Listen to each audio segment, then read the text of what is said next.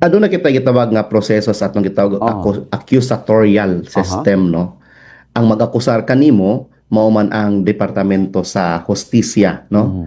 The Department of Justice or lain nga lawas or ahensya sa gobyerno gigitahasan nga mag-imbestigar kaning purpose ani for purposes, no, aning iskandalo sa atong flood control Mhm. nagmugna ug usa ka ehekutibo pinaagi sa executive order ang atong pangulong nasod, no, si Mhm. President Marcos, para himuon or i-create ang gitawag og ICI, no, Okay. Infrastructure Committee, Investigation and Committee on Infrastructure, mo kana Mhm. siya ang himo nila para maghimo silang mga investigasyon ug maghimo sila rekomendasyon para mag-file og kaso, no, ang Mhm. pag karon kay sila man karon dili man Mhm. ni regular nga proseso sama sa giagi sa DOJ Mhm. or giagi dito sa ombudsman.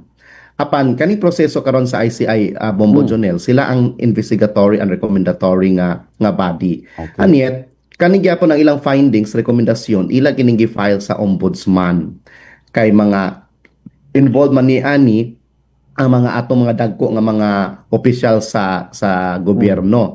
So naay nakalagda din sa balaod kung unsa ang mga kaso nga Mhm. i-take cognizance, no, sa ombudsman. Unya kung mugbuog mga salary grade dito kani sa regular court, kung dagkog Mhm. mga salary grade dito kani sa sindangang bayan.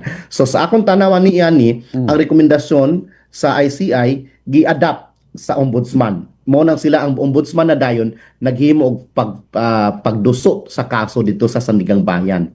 Unya ang Sandigang Bayan kung maduso naman gud ang kaso Mhm. kriminal, nana sila pila ka adlaw para to isudyohan dayon nila, tan-awon nila kung angay ba sila mag-issue og warrant of arrest. So mo nang dili sa iska paningala nganong paspas ang pag-issue sa warrant of arrest.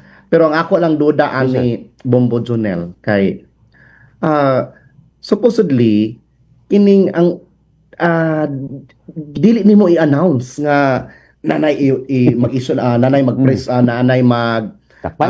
Takpan. pasko sa presuhan, Mhm. no, kay wala pa gali diha na file ang kaso, Mhm. wala pa gigawas ang warrant of arrest, naghatag ka nagpamahayag. Mhm. Dili ba nga warag naghatag kag signal Mhm. sa mga involved nga sige pangsibat na mo in the meantime kay mo Mhm. gawas na ang inyong mga warrant.